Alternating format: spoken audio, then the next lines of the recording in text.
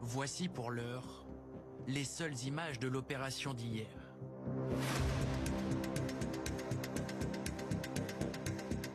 Des débris encore fumants, en pleine zone désertique.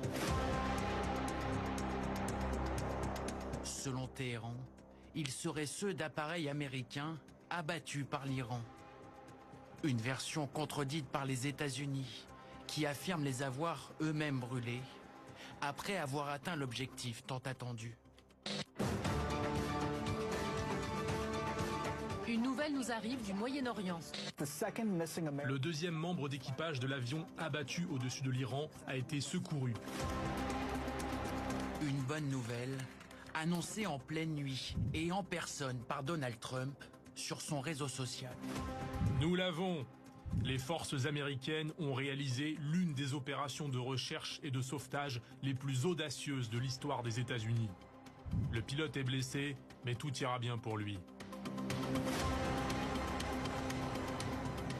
L'épilogue d'une course contre la montre de 36 heures pour récupérer un soldat en plein cœur d'un territoire ennemi.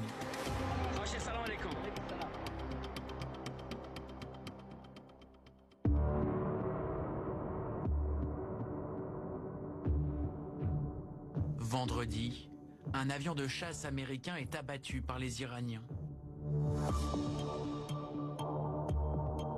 Selon la télévision d'État, ces débris sont ceux de l'appareil, duquel se sont éjectés 2 militaires américains avant le crash. Très vite, le pilote est secouru par les forces américaines.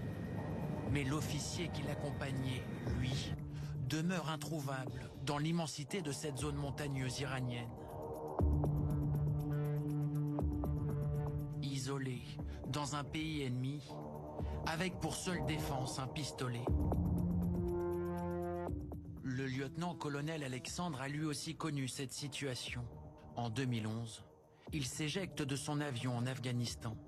Au sol, où finalement on est une proie, on est menacé par tout ce qui pourrait nous approcher, et il faut qu'on change notre mindset, il faut qu'on change notre raisonnement pour passer de cet environnement où on est serein, en maîtrise totale, à cet environnement où finalement on va subir des éléments.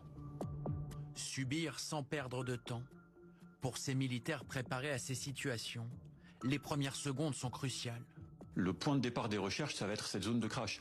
Donc on va chercher à s'extraire de cette zone, puis à se cacher, de manière à pas être attrapé tout de suite dans les premières minutes. Et ensuite, on va passer sur une phase de survie un peu plus long terme. Le soldat américain, un colonel très